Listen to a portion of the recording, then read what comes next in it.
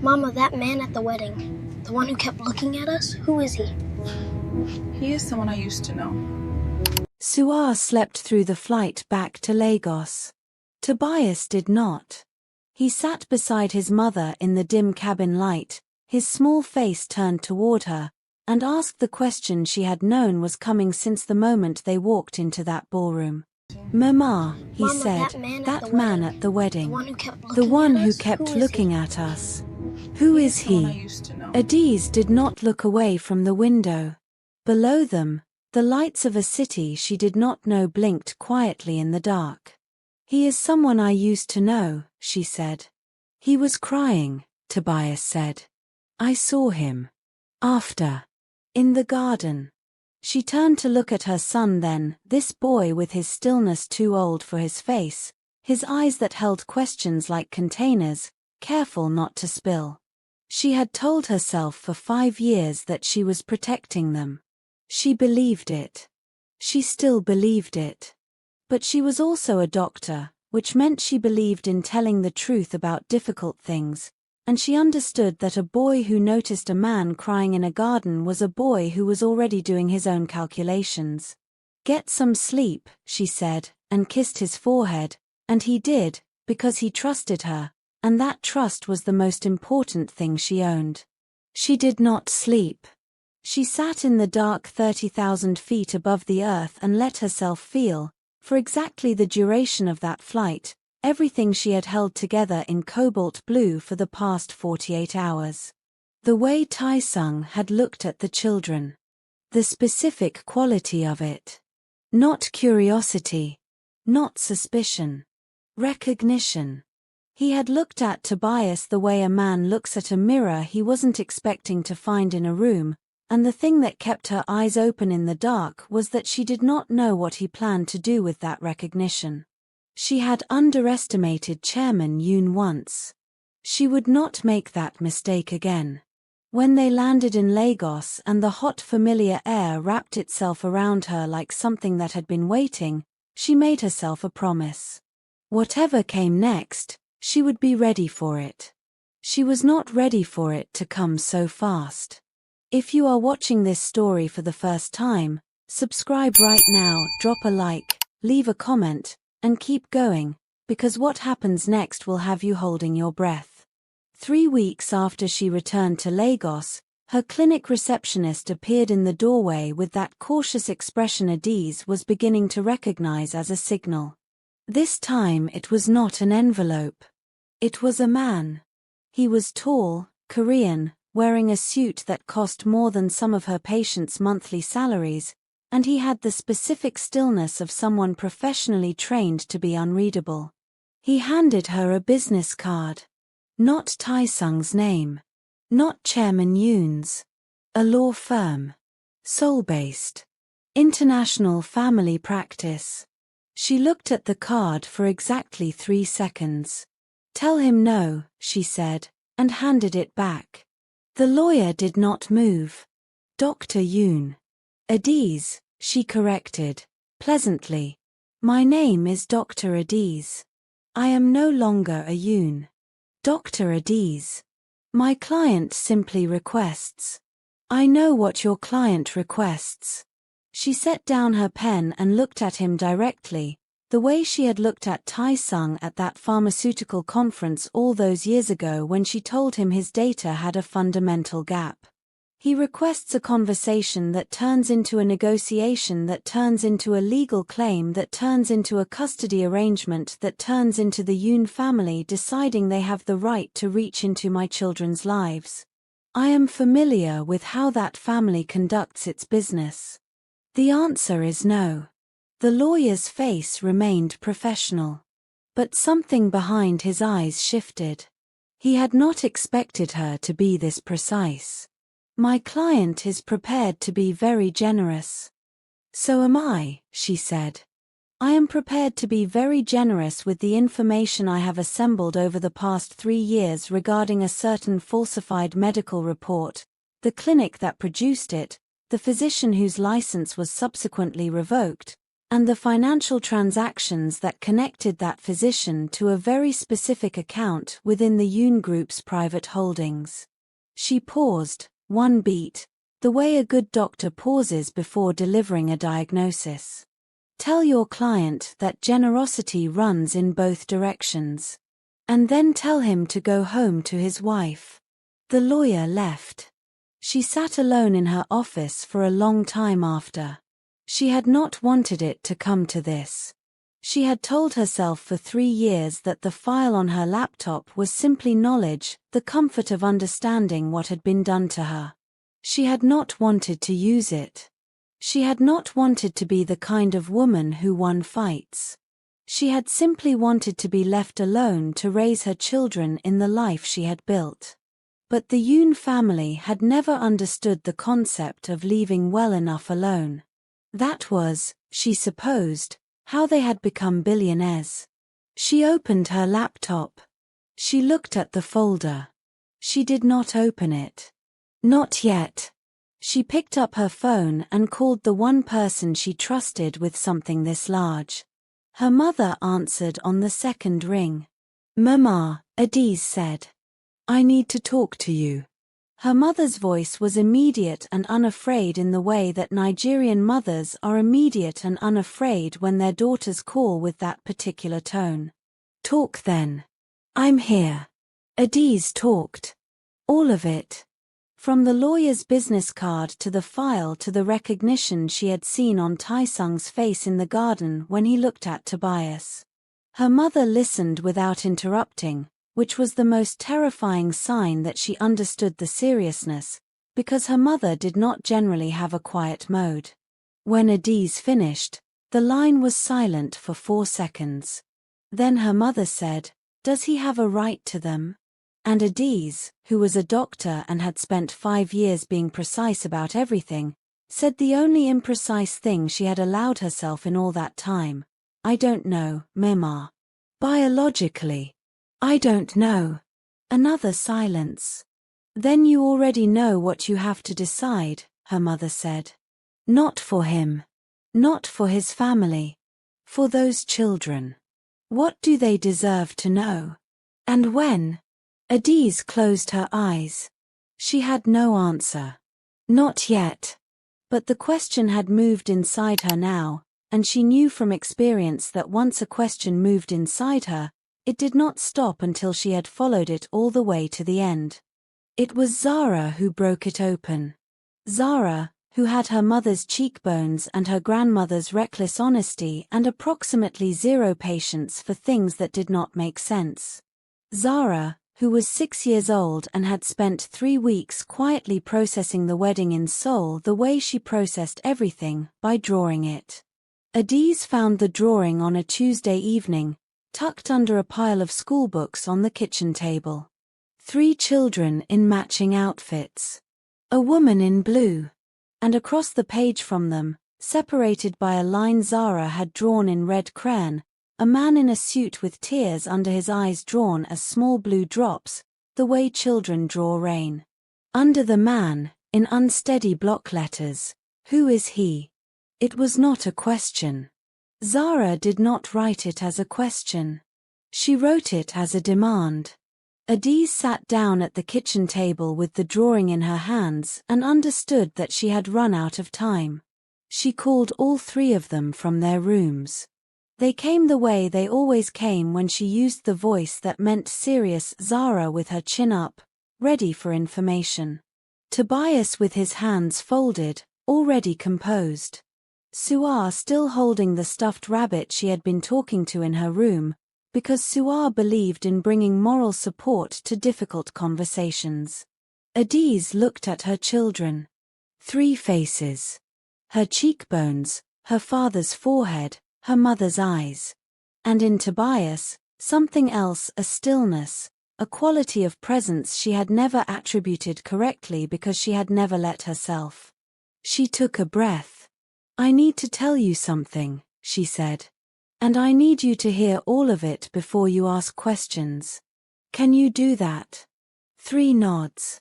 Even Suara's rabbit seemed to agree. She told them a version of the truth appropriate to 6-year-olds who were, all three of them, considerably sharper than most 6-year-olds.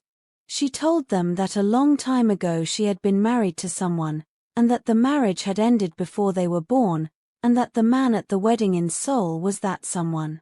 She told them that she had chosen to raise them herself, in Lagos, surrounded by people who loved them without conditions, and that this was not an accident or a tragedy but a decision she had made with everything she had. She told them they were half Korean and half Nigerian and that both halves were whole, not fractions, and that Seoul was their city as much as Lagos was, and that no one in any boardroom in any country had the power to tell them what they were made of. She did not tell them everything. They were 6.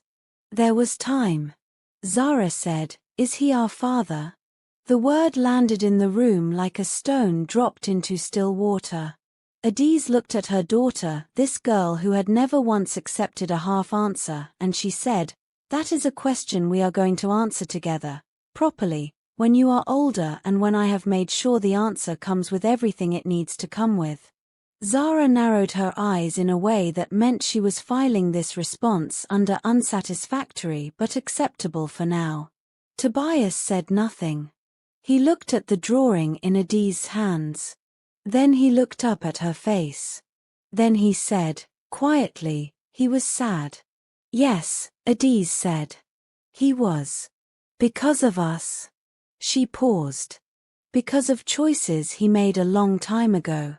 Tobias nodded slowly, the way he nodded when he was putting something in a place inside himself he would return to later. Suar said, "Mama, are we going to be okay?" And Adaeze gathered all three of them against her, this woman who had walked into a falsified report and walked out of it with triplets, who had flown 11 hours in cobalt blue to show a room full of powerful people exactly what they had failed to erase, who had sat across from a lawyer that morning and held a file like a door she had not yet decided to open. She gathered her children and said, "We are better than okay. We have always been better than okay. And that is never going to change." Suar squeezed her rabbit tighter. Zara was already thinking. Tobias, very quietly, began to cry, and unlike the animated film endings he always denied, this time he did not deny it at all. If this story is moving you, hit the like button right now, it takes 2 seconds. Subscribe so you never miss a story like this one. The next batch is where everything escalates and you will not want to miss it. 2 days later, Tae-sung called her directly. She stared at the number on her screen for 4 rings. Korean country code. A number she did not have saved but recognized the way you recognize a scar, not because you look for it, but because you know exactly what made it. She answered.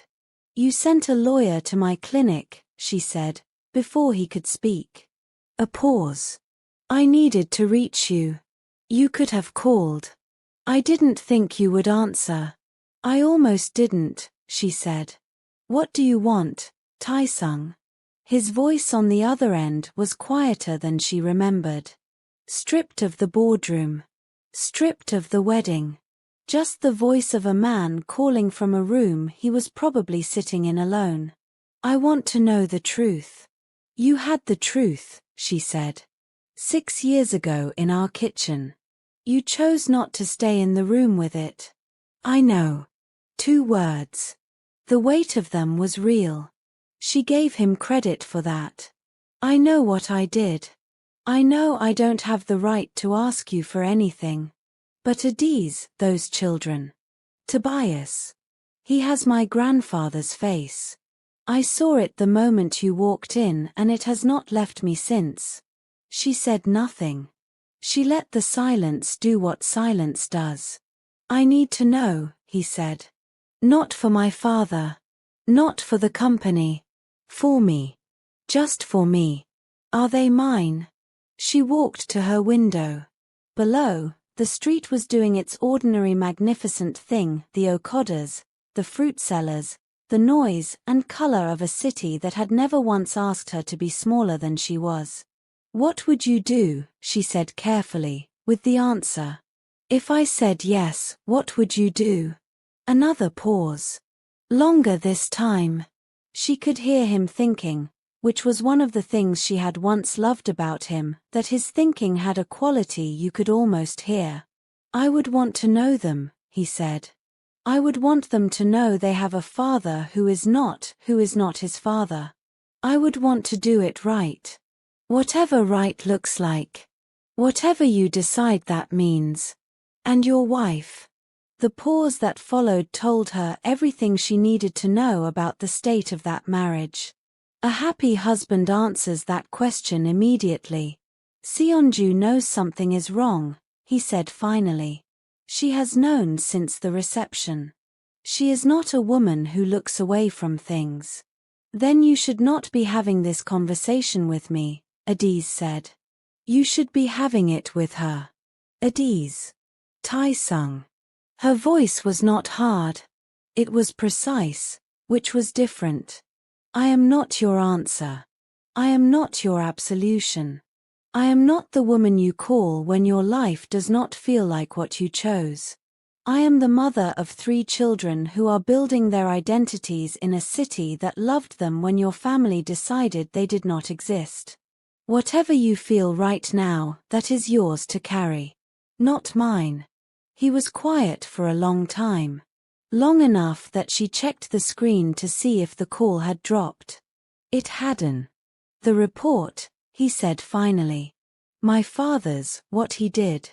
I want you to know that I have confronted him. After Seoul. I told him I knew. I told him what it cost. What did he say?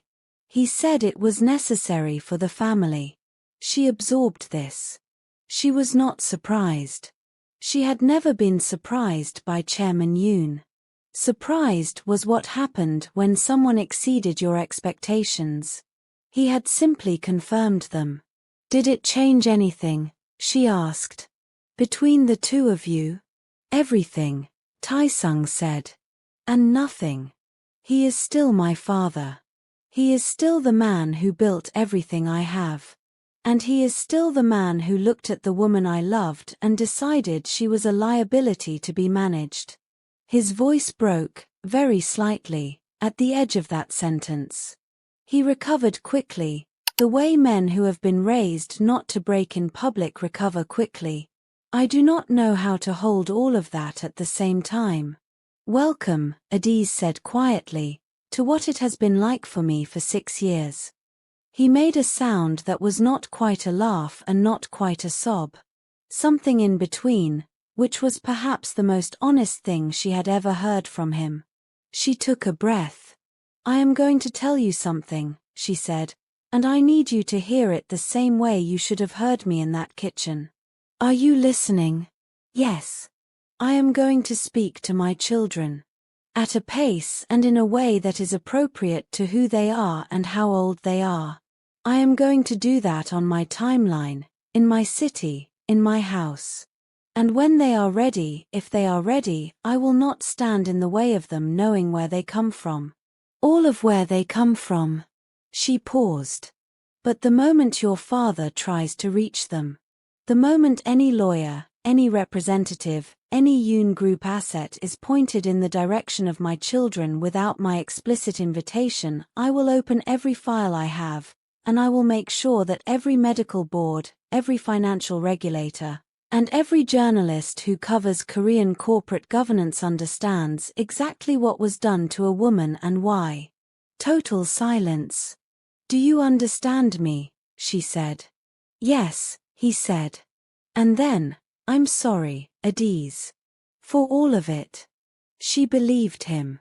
That was the complicated part. She believed he was sorry. The way she believed rain was wet, it was simply the nature of the thing, not a reason to stand in it without cover. Go take care of your marriage, she said.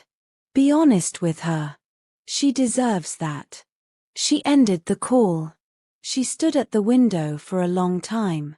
Then she went to the kitchen, where Auntie Ngozi was making something that smelled like home, and she sat down at the table where Zara's drawing still lay, and she looked at the small figure Zara had drawn in red and blue, the man with rain under his eyes, separated from his children by a line a 6-year-old had drawn without knowing exactly what she was drawing.